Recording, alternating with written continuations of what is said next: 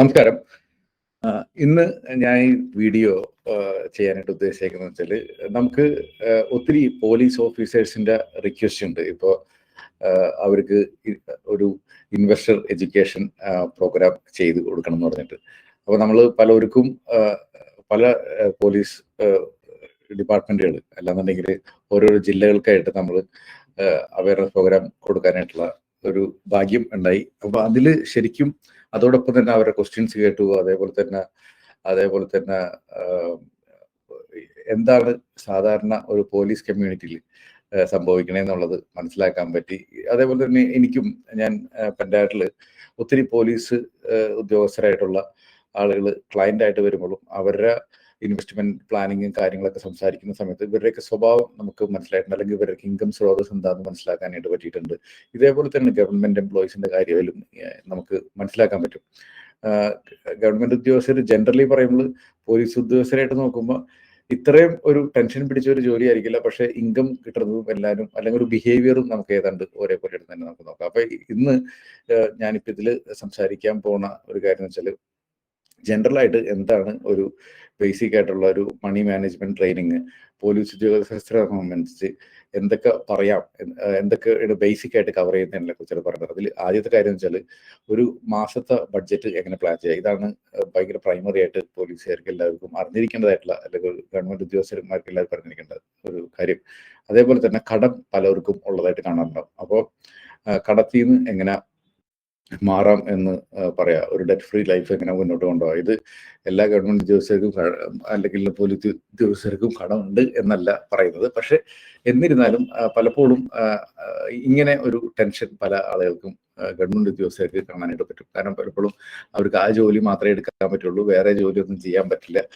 പിന്നെ ഇൻകത്തിനും ഒരു limited income ഉണ്ടാവും. പക്ഷെ നമ്മളതിന്റെ ബെനിഫിറ്റ് ഒക്കെ നോക്കുകയാണെന്നുണ്ടെങ്കിൽ നമുക്ക് ഒത്തിരി ഗവൺമെന്റ് ഉദ്യോഗസ്ഥരാകുമ്പോൾ ഒരു ബെനിഫിറ്റ് ഒക്കെ ഉണ്ട്. ഇതെല്ലാവരും കൂടി ഒന്ന് മനസ്സിലാക്കി മുന്നോട്ട് പോകണമെങ്കിൽ കടത്തിൽ നിന്നൊക്കെ ഒഴിവാക്കാൻ പറ്റുന്നതാണ് തോന്നുന്നത്. അതേപോലെ തന്നെ എങ്ങനെ ബേസിക് ആയിട്ട് ഇൻവെസ്റ്റ്മെന്റ് തുടങ്ങാം എന്നുള്ളതിനെ കുറിച്ചിട്ട്. കാരണം ഉദ്യോഗസ്ഥന്മാരായിട്ട് ഇരിക്കുന്ന സമയത്ത് പലപ്പോഴും അവനവന്റെ പൈസ എങ്ങനെ മാനേജ് ചെയ്യാമെന്ന് അറിയാൻ പറ്റില്ല. പലപ്പോഴും പല ആളുകളും ട്രഡീഷണൽ ഇൻവെസ്റ്റ്മെന്റുകൾ, ഇപ്പൊ FDO അല്ലെന്നുണ്ടെങ്കിൽ ഏതെങ്കിലും കോപ്പറേറ്റീവ് സ്ഥാപനങ്ങളിലൊക്കെ പോയിട്ട് ഇൻവെസ്റ്റ് ചെയ്യും. പിന്നെ ചിലപ്പോൾ ലാൻഡും ജ്വല്ലറിയും ഇതൊക്കെ മാത്രമേ വാങ്ങി വെച്ചിട്ടുണ്ടാവുള്ളൂ. ഇതൊക്കെ ഒരു ഇൻവെസ്റ്റ്മെന്റ് ആണെന്ന് വിചാരിച്ചിട്ടായിരിക്കും വാങ്ങി വെച്ചത്. പക്ഷെ ചിലപ്പോൾ അതിന് ഏക്കാളും നല്ല ഇൻവെസ്റ്റ്മെന്റ് ഓപ്പർച്യൂണിറ്റികൾ, അല്ലെങ്കിൽ ഇതിലും നന്നായിട്ട് ഡൈവേഴ്സിഫൈ ചെയ്യാനുള്ള ഇൻവെസ്റ്റ്മെന്റ് ഓപ്പർച്യൂണിറ്റികളൊക്കെ ഇന്ന് നമുക്ക് മാർക്കറ്റിൽ അവൈലബിൾ ആണ്. അപ്പോൾ അതിനെ കുറിച്ചിട്ടാണ് ഇന്നത്തെ സെഷനിൽ നമ്മൾ പറയുന്നത്. അപ്പോൾ 3 കാര്യങ്ങൾ: എങ്ങനെ മാസം ബജറ്റ് ചെയ്യാന്ന്, എങ്ങനെ കടത്തിൽ നിന്ന് മുക്തരാവാന്ന്, അതേമാതിരി എങ്ങനെ ഇൻവെസ്റ്റ്മെന്റ് ജേണി തുടങ്ങാന്നാണ്. ഇതാണ് നമ്മളിന്ന് സംസാരിക്കാൻ പോകുന്നത്. അപ്പൊ ഞാനൊന്ന് PPT ഒന്ന് പോയിക്കോട്ടെ. ഓക്കെ, അപ്പൊ എല്ലാവർക്കും PPT കാണുന്നുണ്ട്. അപ്പൊ നമ്മൾ basics of budgeting, debt free investment, ഇതാണ് നമ്മൾ സംസാരിക്കാൻ പോകുന്നത്. അപ്പൊ നമ്മൾ എപ്പോഴും നമ്മുടെ എല്ലാവരുടെയും പൈസനെ സംബന്ധിച്ചുള്ള ഹാബിറ്റ് നമ്മൾ മനസ്സിലാക്കേണ്ടതായിട്ടുള്ള ഒരു കാര്യമുണ്ട്. നിങ്ങളുടെ എല്ലാവരുടെയും പൈസയുടെ ഹാബിറ്റ് എന്താണെന്ന് മനസ്സിലാക്കണം. അപ്പൊ ഞാനിത് പറയുമ്പോൾ ആദ്യത്തെ ടൈപ്പ് ഓഫ് ആളുകളാണ്. ശരിക്കും സാലറി കിട്ടും, അപ്പൊ എന്താണ് തിങ്ക് ചെയ്യാന്ന് വെച്ചാൽ, നിങ്ങൾ ചിലപ്പോൾ തിങ്ക് ചെയ്യണത് എക്സ്പെൻസിനെ കുറിച്ചായിരിക്കും. ഇപ്പൊ നിങ്ങൾക്ക് തന്നെ പറയാം, നിങ്ങൾക്ക് ശമ്പളം വരുന്ന പറയുമ്പോൾ നിങ്ങൾ എന്തായിരിക്കും ഫസ്റ്റ് തിങ്ക് ചെയ്യണം, മനസ്സിൽ എന്താണ് ആദ്യം ഓടി വരുന്നത്? ചിലർക്ക് EMI ആയിരിക്കും, ചിലർക്ക് എന്തെങ്കിലും ചിലവാക്കാനായിരിക്കും, ചിലർക്ക് എന്തെങ്കിലും സാധനങ്ങൾ വാങ്ങണമെന്നായിരിക്കും. അപ്പോൾ ഈ ഒരു ടൈപ്പ് ഓഫ് ആളുകളാണെന്നുണ്ടെങ്കിൽ തന്നെ അവര് ഒരു പൈസ വന്നു കഴിഞ്ഞാൽ അതിൽ നിന്ന് ഒരു എക്സ്പെൻസ് നടത്തും. എക്സ്പെൻസ് ബാക്കി ഉണ്ടെങ്കിൽ സേവ് ചെയ്യും, ബാക്കിയില്ലെങ്കിൽ എന്ത് ചെയ്യും? സേവ് ചെയ്യില്ല. ഇനി നമ്മുടെ സാലറിനേക്കാളും കൂടുതൽ എക്സ്പെൻസ് വന്നാൽ എന്ത് ചെയ്യും? കടം വാങ്ങി ജീവിക്കേണ്ട ഒരു അവസ്ഥ വരും.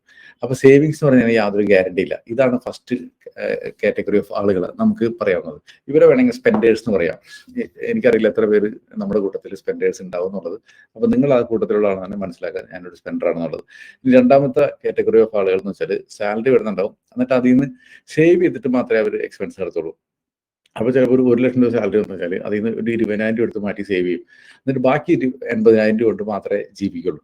അപ്പോൾ അവർക്ക് ഈ പറയുന്ന ഒരു 20,000 രൂപ എന്നേക്കുമായിട്ട് സേവ് ചെയ്യപ്പെടും. അത് അവർ സുരക്ഷിതമായിട്ട് വെച്ചിട്ടുണ്ടാവും. ബാക്കിയുള്ള പൈസ കൊണ്ട് ജീവിക്കുമ്പോൾ അവർക്ക് എപ്പോഴും ഒരു ഇൻവെസ്റ്റ്മെന്റും അല്ലെങ്കിൽ സേവിങ്സിന് ഒരു ഓപ്പർച്യൂണിറ്റി നഷ്ടപ്പെടുന്നില്ല. നമ്മൾ കടം വാങ്ങാനായിട്ടുള്ള ഒരു ചാൻസ് അവിടെ ഒഴിവാക്കിപ്പെടുന്നു എന്നുള്ളതാണ് ഇതിലെ രണ്ടാമത്തെ കൈൻഡ് ഓഫ് ആളുകളുടെ ഗുണം. അപ്പോൾ ഈ രണ്ടാമത്തെ കൈൻഡ് ഓഫ് ആളുകളാണ് നമ്മുടെ കൂട്ടത്തിലുള്ളതെന്ന് വെച്ചാൽ മനസ്സിലാക്കുക. നമ്മൾ സേവർ എന്ന് പറഞ്ഞ കാറ്റഗറി പെടുന്ന ആൾക്കാരാണ്. സേവിങ് മെന്റാലിറ്റി ഉള്ള ആളുകളാണ്. ഈ സേവിങ് മെന്റാലിറ്റിക്കുള്ള ഒരു ഗുണം എന്ന് പറഞ്ഞാൽ പൈസ നമ്മുടെ അടുത്ത് സേവിങ്സ് ഉണ്ടാവും, കടം വാങ്ങണ്ട. പക്ഷേ സേവിങ് മെന്റാലിറ്റിക്കുള്ള ഒരു കുഴപ്പമെന്ന് പറഞ്ഞാൽ നമ്മളിപ്പോൾ ഒരു 10,000 രൂപ എടുത്ത് മാറ്റി വെച്ചു. ഇന്ന് 10,000 രൂപയ്ക്ക് ചിലപ്പോൾ വാങ്ങാൻ പറ്റുന്ന കാര്യമായിരിക്കും ഒരു മൊബൈൽ ഫോൺ. പക്ഷെ ഇത് ഒരു 5 കൊല്ലം കഴിഞ്ഞ് 10 കൊല്ലം കഴിഞ്ഞിട്ട് നമ്മൾ ഇന്ന് 10,000 രൂപയ്ക്ക് വാങ്ങുന്ന മൊബൈൽ ഫോൺ 5 കൊല്ലം കഴിഞ്ഞിട്ടോ 10 കൊല്ലം കഴിഞ്ഞിട്ട് കിട്ടില്ല. കാരണം അതിലൊരു പണപ്പെരുപ്പം വന്നിട്ടുണ്ടാവും. അപ്പൊ ഈ പണപ്പെരുപ്പത്തിൽ നമ്മുടെ പൈസ വെറുതെ സേവ് ചെയ്ത് വെക്കണമെങ്കിൽ നമുക്ക് നഷ്ടമാണ്. ശരിക്കും പറഞ്ഞാൽ പണത്തിന്റെ വാല്യൂ കുറയാനായിട്ടുള്ള ഒരു ചാൻസ് ഉണ്ട്. ഇപ്പൊ ഇന്നുള്ള ഏതൊരു സാധനത്തിന്റെയും ഓരോ വർഷം ചെല്ലുന്നതോറും ഒരു ക്രമാതീതമായിട്ട് പൈസ അതിന്റെ വില കൂടിക്കൊണ്ടിരിക്കുന്നുണ്ട്. അപ്പോൾ ഒരു 5 കൊല്ലം 10 കൊല്ലം കഴിയുമ്പോൾ നമ്മൾ ഇന്ന് ഒരു സാധനം വാങ്ങാൻ വിചാരിച്ചിരിക്കുന്നതിന്റെ ഡബിൾ പൈസ ആവാനായിട്ട് ചാൻസ് ഉണ്ട്. അപ്പോൾ ഇത് ഒഴിവാക്കാനായിട്ട് ഇൻവെസ്റ്റ് ചെയ്തേ പറ്റുള്ളൂ. അപ്പോൾ മൂന്നാമത്തെ കൈൻഡ് ഓഫ് ആളുകൾ സാലറി കിട്ടുമ്പോൾ അതെന്ത് ചെയ്യും, സേവ് ചെയ്യും, എന്നിട്ട് അപ്പം തന്നെ അത് ഇൻവെസ്റ്റ് ചെയ്യും, എന്നിട്ട് ബാക്കിയുള്ള പൈസ എക്സ്പെൻസിലേക്ക് പോകുള്ളൂ. അപ്പോൾ ഈ മൂന്നാമത്തെ കൈൻഡ് ഓഫ് ആളുകളാണ് ഇൻവെസ്റ്റേഴ്സ് എന്നുണ്ട്. ശരിക്കും ഈ മൂന്നാമത്തെ കൈൻഡ് ഓഫ് ആളുകൾ മാത്രമേ ശരിക്കും ഈ നാട്ടിൽ ധനികരായിട്ടുള്ളൂ. ഇപ്പൊ ഏതൊരു കോടീശ്വരന്മാരുടെ അടുത്ത് നോക്കിയാൽ അവർ മൂന്നാമത്തെ കൈൻഡ് ഓഫ് ആളുകളായിരിക്കും. അപ്പൊ നമ്മുടെ ഈ സെഷനിൽ ഇരിക്കുന്ന ആൾക്കാർക്കുള്ള എൻ്റെ ഏറ്റവും വലിയ റിക്വസ്റ്റ് എന്ന് വെച്ചാൽ ഏത് മണി ഹാബിറ്റ് ആണ് ഓരോരുത്തർക്കും ഉള്ളതെന്ന് നമ്മൾ മനസ്സിലാക്കുക. എന്നിട്ട് നമ്മൾ സ്പെൻഡർ ആണെന്നുണ്ടെങ്കിൽ സേവർ ആവാൻ ശ്രമിക്കുക, സേവർ ആണെന്നുണ്ടെങ്കിൽ ഇൻവെസ്റ്റർ ആവാൻ ശ്രമിക്കുക. Ultimately we should be in investors on. അപ്പൊ ഇതിലേക്ക് എത്തിക്കഴിഞ്ഞാൽ നമ്മളെല്ലാവരും രക്ഷപ്പെട്ടു. അപ്പൊ അറ്റ്ലീസ്റ്റ് ഈ സെഷൻ കഴിയുമെങ്കിലും നമുക്ക് എല്ലാവർക്കും ഉണ്ടാവേണ്ട ഒരു മനസ്സിൽ വിചാരിക്കേണ്ട ഒരു പ്രാർത്ഥന അല്ലെങ്കിൽ ഒരു ശബ്ദം ഒരിക്കണം, നമ്മൾ ഇൻവെസ്റ്റർ ആവുള്ളൂ. നമ്മൾ പൈസ വാങ്ങി പൈസ ചെലവാക്കി അല്ലെങ്കിൽ കടം വാങ്ങി ജീവിക്കാൻ വേണ്ടിയിട്ടല്ല നമ്മൾ ജീവിക്കണം എന്നുള്ള ഒരു തീരുമാനം എല്ലാവരും എടുത്തു കഴിഞ്ഞാൽ വളരെ നന്നായിരിക്കും. അപ്പൊ എല്ലാവരും മനസ്സിലാക്കുക നമ്മൾ ഏത് കൈൻഡ് ഓഫ് ആളുകളാണ്. അപ്പൊ നമ്മൾ ഒരു മാസം നമ്മുടെ പൈസ എങ്ങനെയാണ് ചെലവാക്കണത്, എന്താണ് നമ്മൾ ചെലവാക്കുന്നത്, ഇൻകം മൈനസ് എക്സ്പെൻസ് എത്ര രൂപയുണ്ട് ഓരോരുത്തർക്കും. ഫസ്റ്റ് ഇൻകം എത്രയാണെന്ന് അറിയണം. നമ്മുടെ ടാക്സ് കഴിഞ്ഞിട്ട് ഇൻകം എത്രയാണ്, അതായത് ടാക്സും എങ്ങനെ വർക്ക് ചെയ്യുന്നുള്ളത് കൃത്യമായിട്ട് അറിഞ്ഞിരിക്കുക എന്നുള്ളത് ഫസ്റ്റത്തെ കാര്യം. രണ്ടാമത്തെ കാര്യം വെച്ചാൽ എത്ര രൂപ എക്സ്പെൻസ് ഉണ്ട്. നമുക്ക് പല ആൾക്കാർക്ക് എക്സ്പെൻസ് എത്രയെന്ന് അറിയില്ല, ചിലവങ്ങൾ നടത്തി പോകും, അവർ ബാക്കി മിക്കവാറും തീരാൻ ചാൻസാണ് പതിവ്. അപ്പൊ നമുക്ക് എങ്ങനെ പൈസ പോകുന്നു പലർക്കും അറിയാത്തൊരു സെറ്റപ്പ് ആളുകളുണ്ടാവും. അപ്പൊ അറ്റ്ലീസ്റ്റ് ഇന്ന് നിങ്ങൾ പറ്റും ഒരു പേനയും പേപ്പർ എടുത്തിട്ട് എഴുതി വയ്ക്കുക, നിങ്ങൾക്ക് എത്ര ഇൻകം കിട്ടുന്നുണ്ട്, ഒരു മാസം എത്ര രൂപ നമ്മൾ ചെലവാക്കുന്നുണ്ട്, എന്നിട്ട് ബാക്കി എത്ര രൂപ നമുക്ക് മാറ്റി വെക്കാൻ പറ്റും. ഇത് നമ്മൾ അറ്റ്ലീസ്റ്റ് ഇന്നെങ്കിലും ഒരു തീരുമാനത്തിൽ തന്നെ വളരെ നല്ലതായിരിക്കും. എന്നിട്ട് നമ്മൾ മനസ്സിലാക്കാം. ഇപ്പൊ പലപ്പോഴും ഉണ്ടാവുന്ന ഒരു കാര്യം വെച്ചാൽ, ഞാൻ ചില ടൈമിലൊക്കെ ആളുകളൊക്കെ വിളിക്കുന്ന ടൈമിൽ അവർ പറയും എനിക്ക് 6 ലക്ഷം രൂപ ശമ്പളം ഉണ്ട്, എൻ്റെ മാസത്തെ ചെലവ് 25,000 രൂപയാണ്. അപ്പോൾ 25,000 രൂപയാണെന്നുണ്ടെങ്കിൽ ഒരാൾക്ക് ഒരു വർഷം അദ്ദേഹം ജോലി എടുത്തു കഴിഞ്ഞാൽ അറ്റ്ലീസ്റ്റ് 25,000 രൂപ എല്ലാ മാസം സേവ് ചെയ്തിട്ടുണ്ടാവും. എന്ന് വെച്ചാൽ അദ്ദേഹത്തിന് 3 ലക്ഷം രൂപ സേവിങ്സ് ഉണ്ടാവും ഒരു വർഷം കഴിയുമ്പോൾ. അപ്പോൾ 3 ലക്ഷം എവിടെയെന്ന് ചോദിക്കുമ്പോൾ പല ആൾക്കാരും പറയുന്നത് അതങ്ങോട്ട് തീർന്നു പോയി, എനിക്കറിയില്ല. അപ്പോൾ ഈ പൈസ എവിടെ പോകണമെന്നുള്ളത് നമുക്കറിയണം. അതിനർത്ഥം ഇങ്ങനെ മന്ത്ലി എക്സ്പെൻസ് 25,000 അല്ല 50,000 തന്നെയാണെന്നുള്ളതിന് അതിന്റെ അർത്ഥമാണ്. ചില ആൾക്കാർക്ക് ക്രെഡിറ്റ് കാർഡിൽ ക്രെഡിറ്റ് ഉണ്ടാവും. അപ്പൊ അതിനർത്ഥം 50,000 രൂപ മാസം കിട്ടിയിട്ട് 50,000 കൂടെയാണ് അവരുടെ മാസത്തെ ചിലവ്. അപ്പോൾ ആദ്യത്തെ എക്സ്പെരിമെന്റ് നമുക്ക് നോക്കേണ്ട കാര്യം വെച്ചാൽ നിങ്ങളുടെ എല്ലാവരും മാസത്തെ ചിലവ് എത്രയാണ്, എന്നിട്ട് മാസത്തിൽ എത്ര രൂപ സേവ് ചെയ്ത് വെക്കാൻ പറ്റുന്നുണ്ട്. അതേമാതിരി നിങ്ങളുടെ പൈസ എവിടെ പോകുന്നതിന്റെ കൃത്യമായിട്ടുള്ള കണക്ക് എല്ലാവർക്കും ഉണ്ടായിരിക്കണം. ഇതിൽ നമ്മൾ മനസ്സിലാക്കേണ്ടത് നമുക്ക് നീഡിന് വേണ്ടി അത്യാവശ്യത്തിന് വേണ്ടി നമ്മൾ എത്ര രൂപ ചിലവാക്കുന്നുണ്ട്, അതേമാതിരി വാണ്ട്സിന് വേണ്ടിയിട്ട് എത്ര രൂപ നമ്മൾ ചിലവാക്കുന്നുണ്ട്. നീഡ്സ് എന്ന് വെച്ചാൽ ഭക്ഷണം, അല്ലെങ്കിൽ നമ്മുടെ ഓഫീസിലേക്ക് പോകാനുള്ള ട്രാവല്, അല്ലെങ്കിൽ വീടിന്റെ റെന്റും കാര്യങ്ങളൊക്കെ, ഇതൊക്കെ നമുക്ക് ഒഴിവാക്കാൻ പറ്റാത്ത കാര്യങ്ങളല്ലോ. അതിന് എത്ര രൂപ നമ്മൾ ചിലവാക്കുന്നുണ്ട്. അതേമാതിരി വാൺസ്, ഇപ്പൊ ഒരു ഫോൺ വാങ്ങേണ്ട EMI ഉണ്ട്, കാർ വാങ്ങേണ്ട EMI ഉണ്ട്, ഇതൊക്കെ വാൺസിൽ പെട്ടതാണ്. നമ്മുടെ എന്റർടൈൻമെന്റ്, നമ്മുടെ ഇൻഷുറൻസ് ശരിക്കും പറഞ്ഞാൽ നീഡിലാണ് പെടുന്നത്, ഹെൽത്ത് ഇൻഷുറൻസ് ആണെങ്കിൽ. അപ്പോൾ ഇതിനെല്ലാത്തിനും കൂടിയിട്ട് എത്ര രൂപ നമ്മൾ ചിലവാക്കുന്നുണ്ട്. ഇനി അത് കഴിഞ്ഞിട്ട് സേവിങ്സ് എത്രയുണ്ട്, നമുക്ക് ബാങ്കിൽ നമുക്ക് എത്ര രൂപ ബാലൻസ് നമുക്ക് എല്ലാ മാസം വെക്കാൻ പറ്റാറുണ്ട്. അതേമാതിരി നിങ്ങൾ എസ്പെഷ്യലി ഗവൺമെന്റ് ഉദ്യോഗസ്ഥരും പോലീസ് ഉദ്യോഗസ്ഥർക്കൊക്കെ കുറിയൊക്കെ ഉണ്ടാവാൻ ചാൻസ് ഉണ്ട്. അപ്പോൾ കുറിക്ക് എത്ര അടയ്ക്കുന്നത്, ഈ കുറിയും ബാങ്കൊക്കെ സേവിങ്സ് അക്കൗണ്ട് സേവിങ്സ് ആണ്. കാരണം പലപ്പോഴും അത് ഇൻവെസ്റ്റ്മെന്റ് എന്ന് പറഞ്ഞ് വെച്ച് കഴിഞ്ഞാൽ അത് ഒരു ഇൻവെസ്റ്റ്മെന്റ് ആയിട്ട് നമുക്ക് കൂട്ടാൻ പറ്റത്തില്ല. കാരണം അതിൽ നമ്മുടെ പൈസ ഒരു പരിധി വിട്ട് ഗ്രോ ആവണല്ലോ, അതിന്റെ പേരിലാണ് സേവിങ്സ് മാത്രം പറഞ്ഞത്. ഇനി എത്ര രൂപ നമ്മൾ ഇൻവെസ്റ്റ് ചെയ്യുന്നത് വെച്ചാൽ നമ്മൾ മ്യൂച്വൽ ഫണ്ടിൽ എത്ര രൂപ ഇൻവെസ്റ്റ് ചെയ്യുന്നുണ്ട്, അതേപോലെ NPS എത്ര രൂപ ഇൻവെസ്റ്റ് ചെയ്യുന്നുണ്ട്, PF എത്ര രൂപ ഇൻവെസ്റ്റ് ചെയ്യുന്നുണ്ട്. PF ഞാൻ ഇതിൽ കൂട്ടിയെടുത്തില്ല, PF ലെഫ്റ്റിൽ എത്ര റിട്ടേൺ ഉണ്ടെന്ന് പറയാം, പക്ഷേ PF ടാക്സ് ഫ്രീ റിട്ടേൺ ആണ്. അപ്പൊ അതിനെ നമുക്ക് വേണമെങ്കിൽ ഇൻവെസ്റ്റ്മെന്റിൽ കൂട്ടാം. അല്ലെങ്കിൽ സ്റ്റോക്കിൽ എത്ര ഇൻവെസ്റ്റ് ചെയ്യുന്നുണ്ട്, ഇത് എത്രയാണ് നമ്മൾ മനസ്സിലാക്കാൻ പറയുന്നത് രണ്ടാമത്തെ കാര്യം. ഇതെല്ലാം ഈ പറഞ്ഞ എല്ലാ കാര്യവും ഒരു പെന്നും പേപ്പർ എടുത്തിട്ട് ഇതൊന്ന് നോക്കിക്കഴിഞ്ഞാൽ കുറച്ചും കൂടി, അങ്ങനെയാണെങ്കിൽ നമ്മൾ ഈ പറഞ്ഞുകൊണ്ടിരിക്കുന്ന കാര്യങ്ങൾ എല്ലാവർക്കും എഫക്റ്റീവ് ആവുള്ളൂ കേട്ടോ. ഇനി നമ്മൾ എല്ലാവർക്കും എത്ര നെറ്റ് വർത്ത് ഉണ്ടെന്ന് മനസ്സിലാക്കാം. അപ്പൊ നമ്മൾ നെറ്റ് വർത്ത് എന്നുള്ളത് ഭയങ്കര ഇമ്പോർട്ടൻ്റ് ആയിട്ടുള്ള ഒരു കാര്യമാണ്. നമ്മുടെ സ്വത്ത് എത്ര ഉണ്ടെന്നുള്ളത് അറിയാന്നുള്ളത് ഭയങ്കര ഇമ്പോർട്ടൻ്റ് ആയിട്ടുള്ള ഒരു കാര്യമാണ്. ഇപ്പോൾ നമ്മുടെ ഇതിൽ നമ്മൾ നോക്കണമെങ്കിൽ നെറ്റ് വർത്ത് എന്ന് പറഞ്ഞാൽ നമ്മുടെ സ്വത്ത്. അപ്പോൾ ഇത് അസറ്റ് ലയബിലിറ്റി എത്രയുണ്ടെന്നുള്ളത് നമ്മൾ എഴുതി വയ്ക്കുക. എന്നിട്ട് ഇതിൽ അസറ്റ് എന്തൊക്കെയുണ്ട്, നിങ്ങൾക്ക് ചിലപ്പോൾ വീടുണ്ടാവും, ലാൻഡും വീടും കൂടി ഉണ്ടാവും. അല്ലാതെ വേറൊരു ലാൻഡ് കൂടി ഉണ്ടാവും. അപ്പോൾ ഇതിന്റെയൊക്കെ വില എത്രയാണെന്ന് ചോദിക്കുക. ഈ പറഞ്ഞ സാധനങ്ങളുടെയൊക്കെ വില എത്രയാണ്, എമൗണ്ട് എത്രയാണെന്ന് ചോദിക്കുക.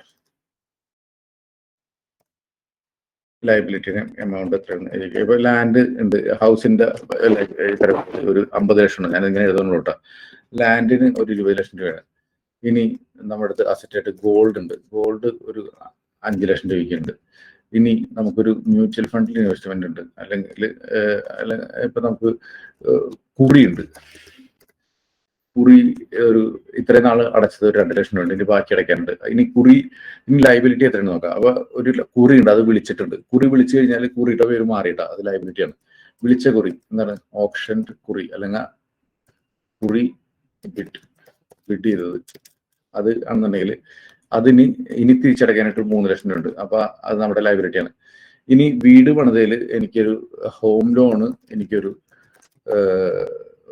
എന്താ പറയാ, അതിലൊരു 30 ലക്ഷം ഉണ്ടെന്ന് വിചാരിക്കാം. ഇനി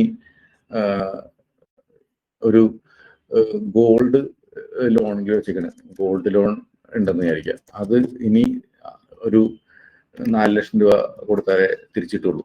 അപ്പൊ ഇങ്ങനെ നോക്കുകയാണെന്നുണ്ടെങ്കിൽ നമുക്ക് മനസ്സിലാക്കാൻ പറ്റും, ഇവിടെ ഏകദേശം ഒരു അസറ്റ് ടോട്ടൽ നോക്കുകയാണെന്നുണ്ടെങ്കിൽ, ഇതിന്റെ ടോട്ടൽ നോക്കുകയാണെന്നുണ്ടെങ്കിൽ ഏകദേശം ഒരു എത്രയുണ്ട്, 77 ലക്ഷം രൂപ ഉണ്ടെന്ന് മനസ്സിലാക്കും. അതേമാതിരി ഇവിടെ ടോട്ടൽ നോക്കുകയാണെന്നുണ്ടെങ്കിൽ ഏകദേശം 37 ലക്ഷം രൂപ ഉണ്ടെന്ന് മനസ്സിലാക്കും. അപ്പൊ നമുക്ക് ടോട്ടൽ സ്വത്ത് എത്രയുണ്ട്, നമ്മുടെ ടോട്ടൽ സ്വത്ത് എന്ന് പറഞ്ഞാൽ ഇതല്ല നമ്മുടെ ടോട്ടൽ സ്വത്ത്, ഇതേ മൈനസ് ഇതാണ് നമ്മുടെ ടോട്ടൽ സ്വത്ത് എന്ന് പറഞ്ഞാൽ, അല്ലെ. അപ്പൊ നമുക്ക് 30 ലക്ഷം നമ്മുടെ ടോട്ടൽ സ്വത്തുള്ളൂ. നമുക്ക് 37 ലക്ഷം രൂപ നമ്മൾ കൊടുക്കാനായിട്ട് ബാധ്യസ്ഥരാണ്. ഇത് കൊടുത്തു കഴിഞ്ഞാൽ മാത്രമേ നമ്മുടെ സ്വത്ത് റിലീസ് ആവുള്ളൂ. ഇത് കൊടുത്തില്ലെങ്കിൽ, ഹോം ലോൺ എടുത്തില്ലെങ്കിൽ വീട് ജപ്തി ആകുമ്പോൾ ചാൻസ് ഉണ്ട്. അപ്പൊ നമ്മൾക്ക് ഇപ്പൊ നമ്മുടെ വീട്ടിൽ നമ്മളാണ് ബ്രെഡ് വിന്നർ എന്നുണ്ടെങ്കിൽ നമുക്ക് എന്തെങ്കിലും പറ്റിക്കഴിഞ്ഞ് കഴിഞ്ഞാൽ ഈ ലയബിലിറ്റി ആര് വീട്ടും, അല്ലെങ്കിൽ ലയബിലിറ്റി വീട്ടാനുള്ള നമുക്ക് അതിനുള്ള കഴിവുണ്ട്, നമ്മുടെ ഫാമിലിക്ക് അതിനുള്ള കഴിവുണ്ട്. അപ്പൊ ഇത് നമുക്ക് അതിനുള്ള കഴിവില്ലെങ്കിൽ നമുക്ക് ഇൻഷുറൻസ് വേണം. ഇതിനെ പറയും ലൈഫ് ഇൻഷുറൻസ് അല്ലെങ്കിൽ ടേം ഇൻഷുറൻസ് എന്ന് പറയും. നമ്മൾ സാധാരണ എല്ലാവരും എടുത്തേക്കുന്ന ഇൻഷുറൻസിനെ കുറിച്ചല്ല ഞാൻ പറയുന്നത്. ഒരു ടേം ഇൻഷുറൻസിനെ കുറിച്ച് കുറച്ചുകൂടി പിന്നെ പറയാം. നമ്മൾക്ക് ഇപ്പൊ കാറിനൊക്കെ ആക്സിഡന്റ് ആയി കഴിഞ്ഞാൽ എന്ത് സംഭവിക്കും, കാറിന്റെ ഇൻഷുറൻസ് കവർ ചെയ്യും. അതേമാതിരി നമുക്ക് മനുഷ്യന്മാർക്ക് മരണം സംഭവിച്ചു കഴിഞ്ഞാൽ പെട്ടെന്ന് നമ്മുടെ വീട്ടുകാർക്ക് ഒരു ഇമോഷണൽ ലോസ് എനിവേ നമുക്കൊന്നും ചെയ്യാൻ പറ്റില്ല, പക്ഷെ അത് അവർ തന്നെ ബെയർ ചെയ്യണം. പക്ഷെ നമ്മുടെ ഒരു ഫിനാൻഷ്യൽ നീഡിന് വേണ്ടിയിട്ട് നമുക്കൊരു ബൾക്ക് പൈസയ്ക്ക് വേണമെങ്കിൽ ഇൻഷുറൻസ് വെക്കാം, 1 കോടി രൂപയ്ക്കൊക്കെ. അപ്പോൾ ആ പൈസ എടുത്തിട്ടുണ്ടെങ്കിൽ അവർക്ക് ഈ പറഞ്ഞ കടം വീട്ടാൻ പറ്റും. അപ്പൊ ഈ കടം മനസ്സിലാക്കണം, എന്നിട്ട് വേണം അതിന് കണക്കാക്കിയിട്ടുള്ള ടൈം ഇൻഷുറൻസ് നമുക്ക് എടുക്കണം. ഇത് ഭയങ്കര ഇമ്പോർട്ടന്റ് ആയിട്ടുള്ള ഒരു കാര്യമാണ്. അപ്പൊ ഈ നെറ്റ്വർത്ത് കൃത്യമായിട്ട് മനസ്സിലാക്കിയിരിക്കുക എന്നുള്ളത് ഭയങ്കര ഇമ്പോർട്ടൻ്റ് ആണ്. ഇനി നമ്മുടെ മന്ത്ലി ബഡ്ജറ്റ്, നമ്മൾ മന്ത്ലി പൈസ എങ്ങനെ പോകുന്നത് മനസ്സിലാക്കി, നമ്മുടെ നെറ്റ്വർത്ത് മനസ്സിലാക്കി മന്ത്ലി ബഡ്ജറ്റ് നമുക്ക് എത്ര രൂപ നമ്മൾ നോക്കുന്നത്. ഇത് ഭയങ്കര ഇമ്പോർട്ടൻ്റ് ആയിട്ടുള്ള കാര്യമാണ്. കാരണം ഇത് ചെയ്യാത്തതിന്റെ പേരിലാണ് പല ആൾക്കാർക്കും നമുക്ക് ഇൻവെസ്റ്റ് ചെയ്യാനായിട്ട് പറ്റാത്തത്. അപ്പോൾ മാസത്തെ ബഡ്ജറ്റ് നമ്മൾ എത്ര രൂപ, നമ്മൾ ആദ്യം തന്നെ ഇൻകം എത്രയും നമ്മൾ നേരത്തെ എഴുതി വെച്ചിട്ടുണ്ടാവും. അതേമാതിരി ഇപ്പൊ 1 ലക്ഷം രൂപ ആയിരിക്കും. 1 ലക്ഷം രൂപ നമ്മുടെ ഈ പറഞ്ഞ മന്ത്ലി ഇൻകം. എക്സ്പെൻസ് വരുന്നത് ഏകദേശം ഒരു 50,000 രൂപ. ഇതൊക്കെ എല്ലാവരും കൃത്യമായിട്ട് ഫോളോ ചെയ്യാനുണ്ട്. ചില ആൾക്കാർ 50,000 ആയിട്ട് എനിക്ക് അറിയില്ല പൈസ അവിടെ പോകണം, എനിക്കൊരു ഐഡിയ കിട്ടുന്നില്ല. അങ്ങനെയാണെങ്കിൽ നമ്മൾ ഇതിലൊരു റെസ്ട്രിക്ഷൻസ് കൂട്ടേണ്ട ആവശ്യമുണ്ട്. അറ്റ്ലീസ്റ്റ് നിങ്ങൾ ചെയ്യേണ്ട കാര്യം നീഡ് ആൻഡ് വാണ്ട് അനാലിസിസ് ചെയ്യണം. ഐറ്റംസ് നിങ്ങൾ ചെയ്യേണ്ട കാര്യം വെച്ചാൽ ഇതേമാതിരത്തെ ഒരു കോളത്തിൽ ഒരു പെന്നും പേപ്പറും എടുത്തിട്ട് നിങ്ങൾ എഴുതി വെക്കണം. കാരണം ഇത് ശരിക്കും എക്സൽ ഷീറ്റിലെല്ലാം എഴുതിയാൽ മതി, പക്ഷേ എക്സൽ ഷീറ്റിൽ എനിക്ക് നിങ്ങൾക്ക് ഒരു ഐഡിയ ഇട്ടില്ല. അതിന് പകരം ഇതേമാതിരി എല്ലാ ദിവസവും ഒരു 200 പേജിന്റെ ബുക്ക് വാങ്ങാം. എന്നിട്ട് ഇന്ന് തുടങ്ങിയിട്ട് എല്ലാ ദിവസവും എഴുതി വയ്ക്കുക. ഇപ്പൊ ഡേറ്റ് എഴുതി വയ്ക്കുക, 1 നവംബറിന് ഇട്ടിട്ട് എഴുതി വയ്ക്കുക. എന്നിട്ട് ഐറ്റം വാങ്ങി, വെജിറ്റബിൾസ് വാങ്ങിയതായിരിക്കും. അത് വെജിറ്റബിൾ എന്ന് പറഞ്ഞാൽ നീഡാണോ വാണ്ടാണോ? വെജിറ്റബിൾസ് ഒരു 250 രൂപ വാങ്ങി വയ്ക്കുക, അത് നീഡാണ്, അത് അത്യാവശ്യമുള്ള സാറല്ലേ. ഇനി 2-ാം തീയതി നമ്മൾ പറഞ്ഞ 2-ാം തീയതി ഞാൻ വീട്ടിലേക്കുള്ള റൈസ് എന്താ പറയുക ഗ്രോസറി വാങ്ങി, വീട്ടിലേക്ക് സാധനങ്ങൾ പലചരക്ക് സാധനങ്ങളൊക്കെ വാങ്ങിയെന്ന് വേണമെങ്കിൽ പറയാം. അത് എന്താ നീഡല്ലേ, അതൊരു 1000 രൂപയ്ക്കുണ്ട്, അപ്പൊ അത് നീഡാണ്.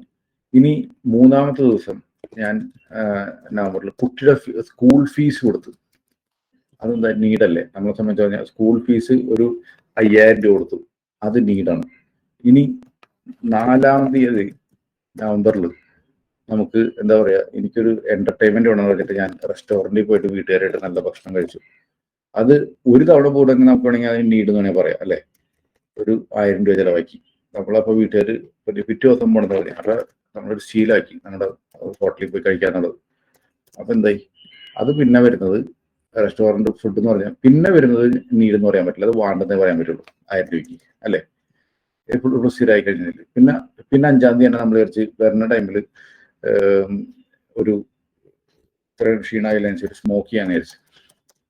ഈ സ്മോക്കിംഗ് എന്താ, നീഡാണോ വേണ്ടാണോ? ഇത് നമുക്ക് ഒരു 200 രൂപ ഒരു പാക്കറ്റിന് 250 രൂപ ഉണ്ടെന്ന് തോന്നുന്നു. അപ്പൊ 200 രൂപ അത് വേണ്ടാണ്.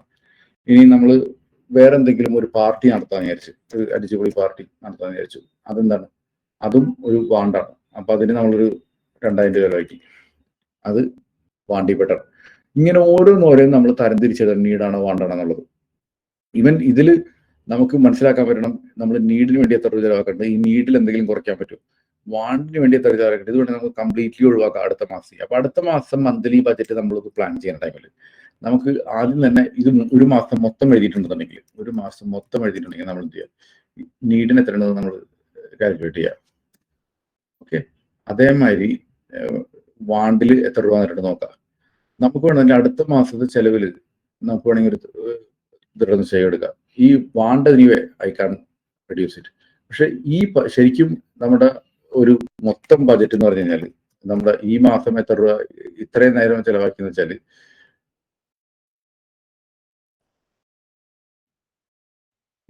നമ്മൾ എത്ര രൂപ ചെലവാക്കിയെന്ന് വെച്ചാൽ 10,450 രൂപ ചെലവാക്കി. ഞാൻ ഇത്രയും പറഞ്ഞുള്ളൂ, 30 ദിവസം എഴുതിയാലും നിങ്ങൾക്ക് മനസ്സിലാവുള്ളത്. അതിനു പകരം ഞാൻ പറഞ്ഞു അടുത്ത മാസം ഞാൻ ഈ വാണ്ട് ഞാൻ ഒഴിവാക്കും, ഈ 7,250 രൂപ ഞാൻ ജീവിക്കും എന്നൊരു തീരുമാനം എടുക്കുകയാണെങ്കിൽ നിങ്ങളുടെ ബഡ്ജറ്റ് അത്രയും കുറഞ്ഞു, ബാക്കിയുള്ള പൈസ നിങ്ങൾക്ക് സേവ് ചെയ്യാം. ഇത് നിങ്ങളൊരു 3-4 മാസം അല്ലെങ്കിൽ 6 മാസം അടുപ്പിച്ച് ചെയ്ത് നോക്കിയാൽ നിങ്ങൾ ഈ വാണ്ടിൽ നിങ്ങൾ ചിലവാക്കണം, നിങ്ങൾ കുറയ്ക്കും, അനാവശ്യ ചിലവുകൾ കുറയ്ക്കും.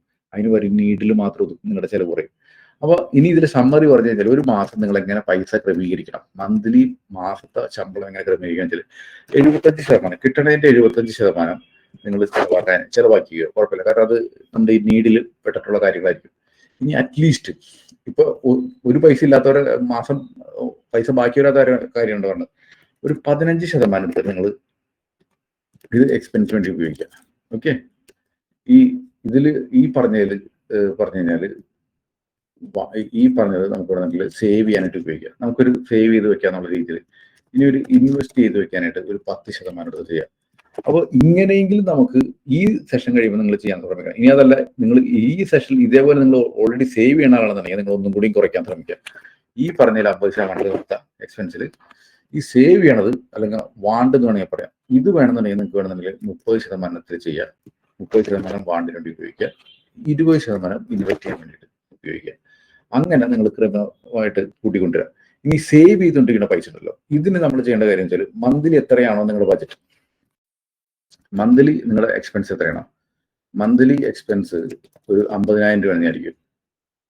മന്ത്ലി എക്സ്പെൻസ് 50,000 രൂപ ആണെന്നുണ്ടെങ്കിൽ 50,000 25,000 എത്ര ഓരോരുത്തർക്കും ഓരോന്നായിരിക്കുമല്ലോ, അതേ ഇൻറ്റു 6 മാസത്തെ ഈ പൈസ നിങ്ങളുടെ അടുത്ത് എപ്പോഴും ഒരു റിസർവ് ആയിട്ടിരിക്കണം. ഇതാണ് ഫസ്റ്റത്തെ കാര്യം. നിങ്ങൾ ഇന്ന് തുടങ്ങിയിട്ട് ചെയ്യേണ്ട കാര്യത്തിൽ മാസത്തെ ശമ്പളത്തിനാണ് ആശ്രയിച്ചാണ് ജീവിക്കുന്നത്.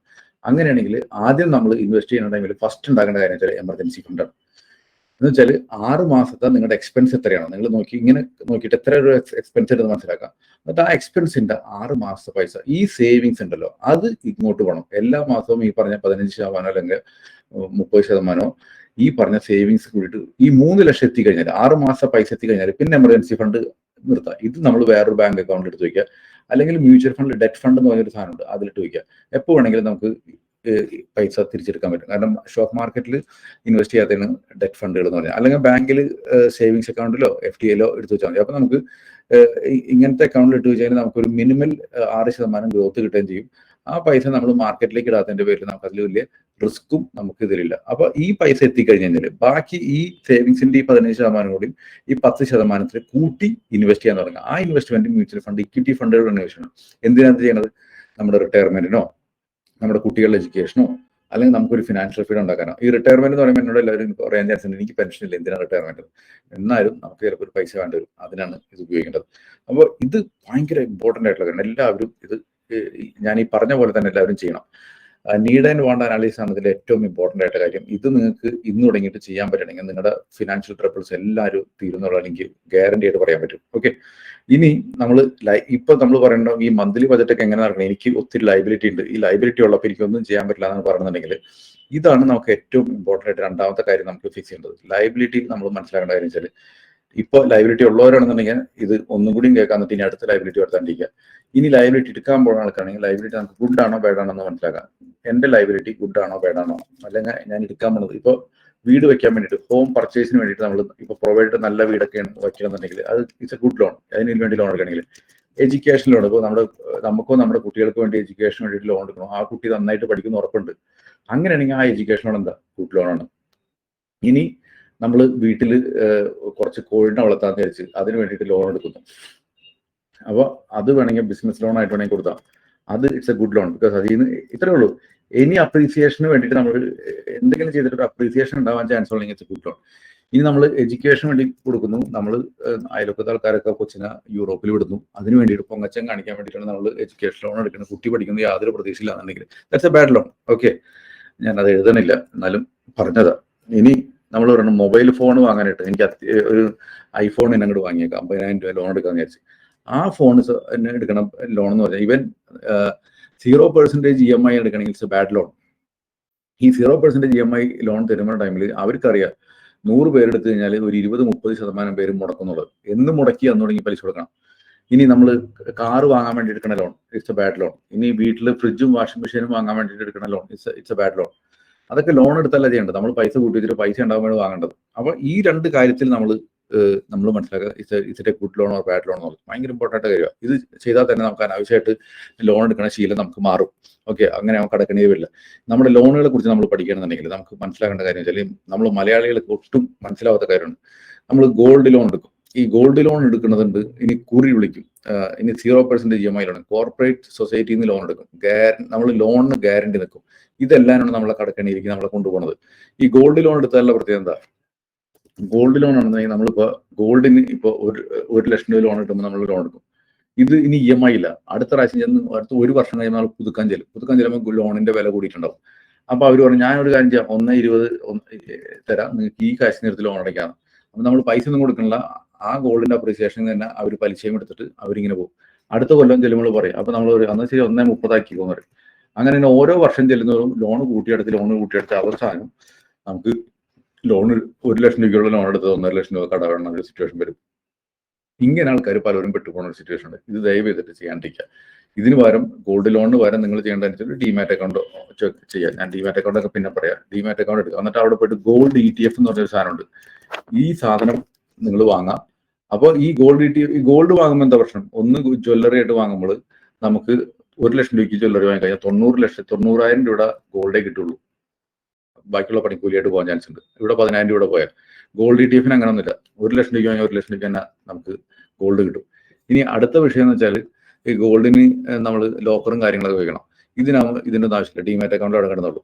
നിങ്ങൾ ഇങ്ങനെ ഗോൾഡ് വാങ്ങുന്ന ടൈമിൽ എല്ലാ മാസവും വേണമെങ്കിൽ നിങ്ങൾക്ക് 5,000 രൂപയ്ക്ക് വാങ്ങാം, അല്ലെങ്കിൽ 1000 രൂപയ്ക്ക് വാങ്ങാം. എത്രയൊക്കെ പൈസ ഉണ്ടോ അപ്പൊ എല്ലാം വാങ്ങിക്കൊണ്ടിരിക്കുക.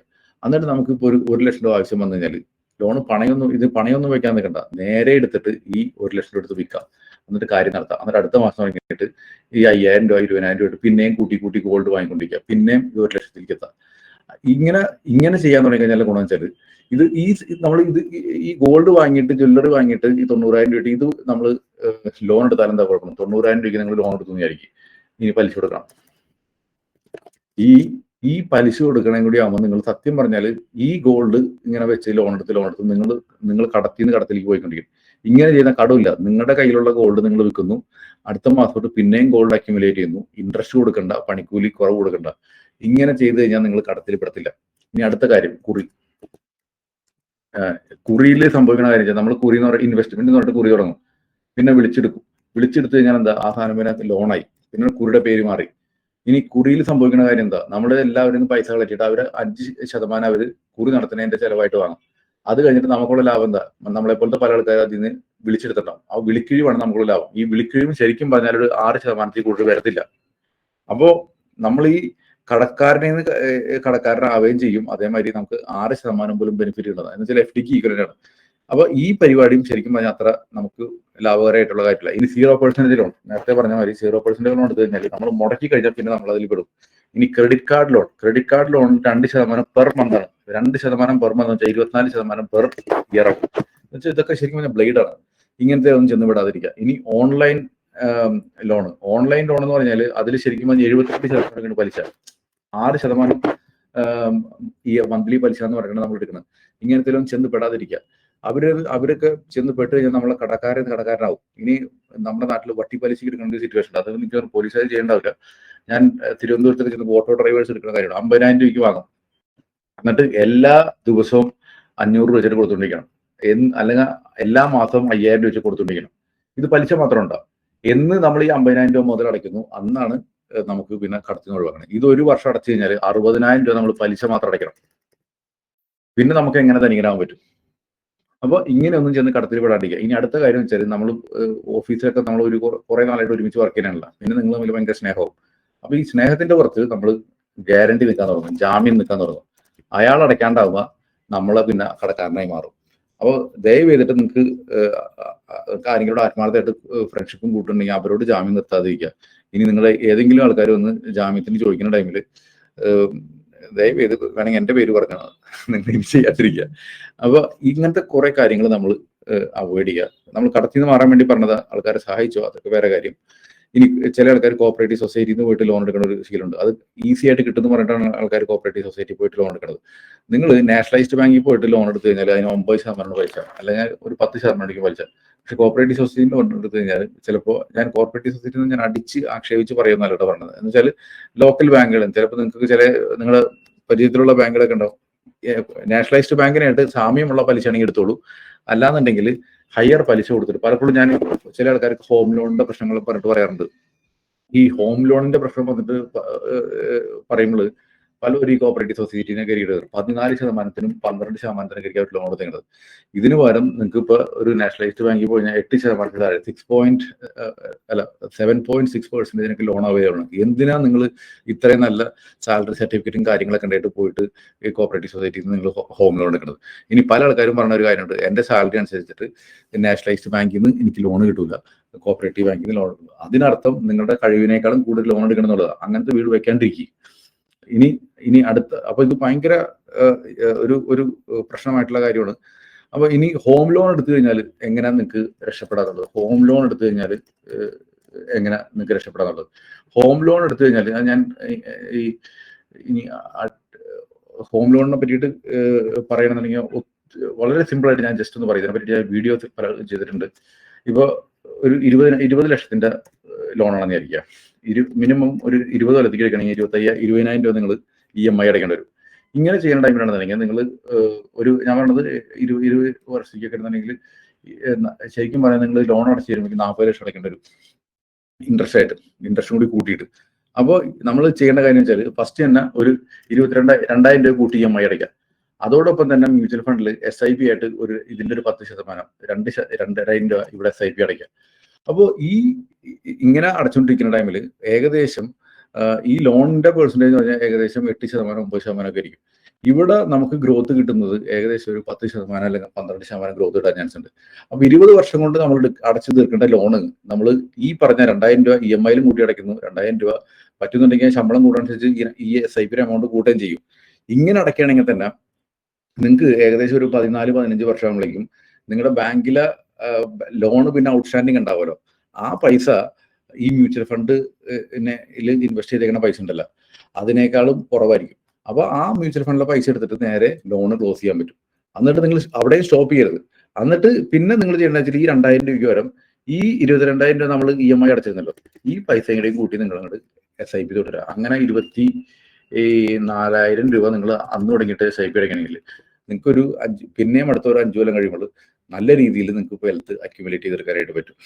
ഇതാണ് ലോൺ ഉള്ളവർ ചെയ്യേണ്ടത്. ഇത് വളരെ ഇമ്പോർട്ടൻ്റ് ആയിട്ടുള്ള കാര്യമാണ്. പിന്നെ ഏറ്റവും ഇമ്പോർട്ടൻ്റ് ആയിട്ടുള്ള കാര്യം വെച്ചാൽ എത്ര മാക്സിമം ലോൺ എടുക്കുക എന്നുള്ളത്. ഇത് നിങ്ങളുടെ ശമ്പളം എത്രയാണോ അതിന്റെ 25% കൂടുതൽ ലോൺ എടുക്കാൻ നിൽക്കരുത്. 1 ലക്ഷം രൂപ ശമ്പളം ഉണ്ടെങ്കിൽ 25,000 രൂപ EMI, എല്ലാ EMI കൂടി ഉണ്ട്. ഹോം ലോണും കാർ ലോണും എല്ലാം ഉണ്ട്. അല്ലാണ്ട് ഓരോ സാധനം 25,000 രൂപയ്ക്കല്ല. ഇനി അടുത്ത കാര്യം PF ശരിക്കും പറഞ്ഞാൽ നമുക്ക് ഗവൺമെന്റ് തന്നിട്ട് ഏറ്റവും നല്ലൊരു ബ്ലെസ്സിംഗ് ആണ് ശരിക്കും പറഞ്ഞു കഴിഞ്ഞാൽ. PF നമ്മൾ ഒരിക്കലും വിഡ്രോ ചെയ്യാൻ പറ്റില്ല, PF ന്ന് ലോൺ എടുക്കാൻ പറ്റില്ല. ഈ വിഡ്രോ ചെയ്താലുള്ള പ്രശ്നം വെച്ചാൽ നിങ്ങൾക്ക് ഒരു 55 വയസ്സാകുമ്പോൾ ശരിക്കും പറഞ്ഞാൽ നിങ്ങൾ ചെറിയ ജോലി കയറിയിട്ട് തിരിച്ച് പ്രൊമോഷൻ സാലറി കിട്ടിയിട്ടുള്ള ആളാണെന്നുണ്ടെങ്കിൽ ഒരു 55 വയസ്സാകുമ്പോഴേക്കും നിങ്ങൾക്ക് PF ശരിക്കും പറഞ്ഞാൽ അറ്റ്ലീസ്റ്റ് 1 കോടി രൂപയെങ്കിലും ഉണ്ടാവണം. അതിന് പകരം നിങ്ങൾ വിഡ്രോ ചെയ്തിട്ടുണ്ടെങ്കിൽ നിങ്ങളുടെ ബാലൻസ് ഉണ്ടാവണം ചിലപ്പോൾ ഒരു 10 ലക്ഷം ഉണ്ടാവും, അല്ലെങ്കിൽ 1 ലക്ഷം ഒക്കെ ഉണ്ടാവും. ചില ആൾക്കാർക്ക് 1 ലക്ഷം PF ബാലൻസ് ഉള്ള ആൾക്കാർക്ക് ഞാൻ കാണാറുണ്ട്. ഇങ്ങനെ സംഭവിക്കുമ്പോൾ ഇതിൽ നിന്ന് കിട്ടുന്ന ടാക്സ് ഫ്രീ ആയിട്ടുള്ള PF റിട്ടേൺ ആണ് ഒരു 8.2% കിട്ടും, 8% കിട്ടുമെന്ന് വിചാരിക്കും. അങ്ങനെ 1 ലക്ഷം ആണെങ്കിൽ എല്ലാ വർഷവും ഇൻട്രസ്റ്റ് ആയിട്ട് നിങ്ങൾക്ക് 8 ലക്ഷം രൂപ കിട്ടും. പക്ഷെ ഇവിടെയാണ് 1 ലക്ഷത്തിന്റെ 8 ലക്ഷം എന്ന് പറഞ്ഞാൽ എത്ര കിട്ടും? 8000 രൂപ കിട്ടും. പിന്നെ നിങ്ങൾക്ക് ആരെങ്കിലും PF ബഹുമാനം ഉണ്ടാവോ? പിന്നെ ഇങ്ങനത്തെ ഒരൊറ്റ കാര്യം ചെയ്താൽ പറയാം നമുക്ക് എല്ലാവർക്കും ഫിനാൻഷ്യലി ഫ്രീ ആയിട്ട് ലൈഫ് മുന്നോട്ട് കൊണ്ടുപോകാനായിട്ട്. ഈ മിസ്റ്റേക്ക് PF പൈസ പിൻവലിക്കുന്നത് എല്ലാവരും മാക്സിമം അവോയ്ഡ് ചെയ്യാനായിട്ട് ശ്രമിക്കുക. ഇനി ആൾക്കാർക്ക് ലോണിന് ഗ്യാരണ്ടി ചെയ്യണത് അവോയ്ഡ് ചെയ്യുക. പിന്നെ അറ്റ്ലീസ്റ്റ് ലോൺ എടുക്കാൻ നിൽക്കുന്ന ടൈമിൽ നമുക്ക് ചോദിക്കേണ്ട ഒരു കാര്യം വെച്ചാൽ നമ്മളിപ്പോൾ എനിക്കൊരു വീട് വാങ്ങണം നിങ്ങൾക്കൊരു വീട് വാങ്ങണം ഒരു തീരുമാനം എടുക്കണം. അങ്ങനെ ഈ വീട് വാങ്ങാനൊക്കെ ഒരു തീരുമാനം കഴിഞ്ഞാൽ എത്ര രൂപ നിങ്ങളുടെ ഒരു EMI അടയ്ക്കാൻ പറ്റുന്ന ഒരു തീരുമാനം എടുക്കുക. അപ്പോൾ ഒരു ഉദാഹരണം പറഞ്ഞാൽ നിങ്ങൾക്ക് ഒരു 25,000 രൂപ EMI അടയ്ക്കാനായിട്ട് നിങ്ങൾക്ക് ഒരു പറ്റും എന്നുള്ള സിറ്റുവേഷൻ ആണെങ്കിൽ ഫസ്റ്റ് വർഷം നിങ്ങളൊന്ന് ഡിലേ ചെയ്യുക. 1 വർഷം നിങ്ങൾ എടുക്കരുത്. ഈ വർഷം നിങ്ങൾ ചെയ്യേണ്ടത് SIP ആണ്. ഈ 25,000 രൂപയ്ക്ക് നിങ്ങൾ SIP അടയ്ക്കുക. 1 വർഷം അടച്ചു. അപ്പൊ നിങ്ങളുടെ അടുത്ത് കുറച്ച് പൈസ ബാക്കി വരും. അതോടൊപ്പം തന്നെ ഇത്രയും രൂപ സാലറി പോകുന്ന ടൈമിൽ നിങ്ങൾക്ക് ബാക്കിയുള്ള പൈസയ്ക്ക് ഒതുങ്ങി ജീവിക്കാൻ പഠിക്കും. അല്ലാന്നുണ്ടെങ്കിൽ ഒറ്റയടിക്ക് EMI ആയിരിക്കും നിങ്ങൾക്ക് അറിയില്ല ഇതെങ്ങനെ പറ്റുന്നുള്ളത്. അപ്പൊ ഈ പൈസയും കൂടി നിങ്ങൾ SIP ഇട്ടിട്ട് കുറച്ച് പൈസ ഈ പൈസയും കൂടി നിങ്ങൾ ഡൗൺ പേയ്മെന്റ് ആയിട്ട് കൂട്ടിയടയ്ക്കാം. എന്നിട്ട് ലോൺ എടുത്തിട്ട് പിന്നെ നിങ്ങൾ EMIയിലേക്ക് പോകണമെന്നുണ്ടെങ്കിൽ നിങ്ങൾക്ക് അതുമായിട്ടൊന്ന് പൊരുത്തപ്പെട്ട് പോകാൻ പറ്റും. അതോടൊപ്പം EMI അത്ര വലിയ ബേർഡൻ ആവാൻ ചെയ്യില്ല. 1 വർഷം ഡിലേ ചെയ്യുമ്പോൾ തന്നെ നിങ്ങൾക്ക് അറിയാൻ പറ്റും ശരിക്കും ആ ലോൺ വേണോ വേണ്ടേ എന്നൊക്കെ ഉള്ളത്. അപ്പോൾ ആദ്യം തന്നെ EMIയിലേക്ക് പോകാതെ ആദ്യം SIP ചെയ്തിട്ട് കുറച്ച് പൈസ അക്യുമുലേറ്റ് ചെയ്യുക. അത് കഴിഞ്ഞിട്ട് EMIയിലേക്ക് പോകണമെങ്കിൽ കുറച്ചും കൂടി നല്ലതായിരിക്കും. ഇങ്ങനെയൊക്കെ ചെയ്ത് കഴിഞ്ഞാൽ നിങ്ങൾ കടക്കടിയിൽ ചെന്ന് പെടത്തില്ല. ഇനി കട ഉള്ളവരാണെന്നുണ്ടെങ്കിൽ ഇനി കട ഉള്ളവർക്കാണ് പറഞ്ഞത്. ഇത് കട ഉള്ളവർക്കാണ് നമ്മൾ ചെയ്യേണ്ടത്. കടം നമ്മൾ ഫസ്റ്റ് തന്നെ ഫേസ് ചെയ്യാൻ പഠിക്കുക, കടം മാനേജ് ചെയ്യാൻ പഠിക്കുക. ആദ്യം തന്നെ നിങ്ങളുടെ എല്ലാ കടവും എഴുതി വയ്ക്കുക. ഈ കടത്തിന്റെ EMI കടത്തിന്റെ പേര് എഴുതി വയ്ക്കുക. അതേമാതിരി ഇനി എത്ര രൂപ ഔട്ട്സ്റ്റാൻഡിങ് ഉണ്ടെന്ന് എഴുതി വയ്ക്കുക. ഇനി എത്ര രൂപ കൊടുക്കാനുണ്ടെന്ന് എഴുതി വയ്ക്കുക. അതേമാതിരി EMI എത്രയുണ്ടെന്ന് എഴുതി വയ്ക്കുക. അതേമാതിരി പേഴ്സ് എത്ര രൂപ ഇൻട്രസ്റ്റ് റേറ്റ് ഉണ്ടെന്ന് എഴുതി വയ്ക്കുക. അപ്പോൾ ഹോം ലോൺ ആണെന്ന് വിചാരിക്കുക. ഓക്കെ, ഇനിയുള്ളത് 20 ലക്ഷം രൂപ ഔട്ട്സ്റ്റാൻഡിങ് ഉണ്ടെന്ന് വിചാരിക്കുക. 20 ലക്ഷം. EMI വരുന്നത് 20,000 രൂപ ഉണ്ടെന്ന് വിചാരിക്കുക. ഇനി പേഴ്സൻറ്റേജ് വന്നേക്കണത് ഒരു 9%. ഇനി ക്രെഡിറ്റ് കാർഡ് കയ്യിലുണ്ടെന്ന് വിചാരിക്കുക. അതിനൊരു ഇനി ഒരു 2 ലക്ഷം രൂപ വിചാരിക്കുക. EMI വരുന്നത് ഒരു 5,000. പേഴ്സൻറ്റേജ് വരുന്നത് 24% വിചാരിക്കുക. ഓക്കെ, ഇതെല്ലാം ഒരു പേഴ്സണൽ ലോൺ അത് 1 ലക്ഷം രൂപ വിചാരിക്കുക. ഇനി EMI വരുന്നത് ഏകദേശം ഒരു 10,000 രൂപ വിചാരിക്കുക. ഇൻട്രസ്റ്റ് റേറ്റ് വരുന്നത് 6%. ഇനി ഒരു ഫ്രണ്ടിന് കാശ് കൊടുക്കാനുണ്ട്, അതൊരു 1,000 രൂപ വിചാരിക്കുക. EMI ഒന്നുമില്ല, എപ്പോഴേ കൊടുത്താൽ മതി, ഇൻട്രസ്റ്റ് റേറ്റ് ഒന്നുമില്ല. അപ്പൊ ഇതിലേതാണ് ആദ്യം കടം വീട്ടുന്നത്? ഏറ്റവും നല്ല കടം വെച്ചാൽ ഈ കടം വീട്ടുക. ഈ കടം വീട്ടി കഴിഞ്ഞാൽ ഇൻട്രസ്റ്റ് ഒന്നുമില്ലെങ്കിൽ വീട്ടിക്കോ. കാരണം വെച്ചാൽ എന്താണ്, 4 കടമുള്ളത് ഇനി 3 കടമുള്ളതെന്ന് പറയുമ്പോൾ നിങ്ങൾക്ക് ഒരു കോൺഫിഡൻസ് വരും. അത് കഴിഞ്ഞിട്ട് വേണമെന്നുണ്ടെങ്കിൽ ഈ കടം വീട്ടാൻ ശ്രമിക്കുക. അപ്പൊ ഇതിലൊരു ക്വസ്റ്റ്യൻ ഉണ്ട്, ഇതിന് 24% ഇത് ആദ്യം വീട്ടിയാൽ പറയുന്നത്. അത് ഓരോരുത്തരും സൗകര്യം അനുസരിച്ച് ചെയ്യുക. ഇൻട്രസ്റ്റ് റേറ്റ് കൂടിയാലും അത് തീർത്താലും കുഴപ്പം. പക്ഷെ ഇതിൽ ഏറ്റവും നല്ലത് ഈ സാധനം കടന്നു തീർക്കുമ്പോൾ നിങ്ങൾക്ക് പിന്നെ 4 കടകളെടുത്ത് പിന്നെ 2 കടമായിട്ട് കുറയുന്നത് കാണാൻ പറ്റും. അപ്പോൾ എന്നിട്ട് ചെയ്യേണ്ട കാര്യം വെച്ചാൽ ഈ EMI എത്രയാണ് അടച്ചിരുന്നത് ആ EMI അടുത്ത കടത്തിൽ കൂടി കൂട്ടി അടയ്ക്കാനായിട്ട് ശ്രമിക്കുക. എന്നിട്ട് ആ ഏറ്റവും അടുത്ത കടം പെട്ടെന്ന് ക്ലോസ് ചെയ്യുക. എന്നിട്ട് അടുത്ത കടത്തിലേക്ക് പോകുക. അപ്പൊ നമ്മൾ എപ്പോഴും ചെയ്യേണ്ടതെന്ന് വെച്ചാൽ ഈ EMI എത്രയുണ്ടോ അത് നിർബന്ധമായിട്ട് അടയ്ക്കുക. എന്നിട്ട് ഇതിലത്തെ ഏറ്റവും കുറവ് ഔട്ട്സ്റ്റാൻഡിങ് ഏതാണോ ആ കടം ഫസ്റ്റ് വീട്ടാൻ തുടങ്ങുക. കൂട്ടി EMI അടച്ചിട്ട് എന്നിട്ട് ആ EMI തീരുമ്പോൾ ആ EMI എത്രയാണ്? കാരണം ഇവിടുത്തെ EMI പറഞ്ഞിട്ടുണ്ടെങ്കിൽ നമുക്ക് 10,000 രൂപ അടച്ചത്. ഈ 10,000 രൂപ കൂടി കൂട്ടി ഈ 5,000 അടച്ചു കഴിഞ്ഞാൽ 15,000 തൊട്ട് കൂട്ടി അടയ്ക്കാൻ പറ്റും. അപ്പൊ ഈ കടവും പെട്ടെന്ന് തരും. അങ്ങനെ ഈ 2 കടം കൂടി കഴിഞ്ഞാൽ എന്താണ്, ഈ ഹോം ലോണിന് പിന്നെ ഈ 15,000 രൂപ കൂട്ടി ഇവിടെ അടയ്ക്കാം. അപ്പോൾ 30,000 രൂപ EMI അടയ്ക്കാൻ ശ്രമിക്കുക. ഇങ്ങനെ ശ്രമിച്ചു കഴിഞ്ഞാൽ നിങ്ങൾ ചിലപ്പോൾ ഈ കടം വീട്ടാനായിട്ട് വിചാരിക്കുന്നത് ഒരു 15 കൊല്ലം കഴിഞ്ഞിട്ടായിരിക്കും. ഈ സാധനം ഈ മെത്തേഡ് ചെയ്താൽ തന്നെ മിനിമം ഒരു 10 കൊല്ലം അല്ലെങ്കിൽ ഒരു 7 കൊല്ലത്തിൽ നിങ്ങൾക്ക് കടം വീട്ടിയെടുക്കാൻ പറ്റും.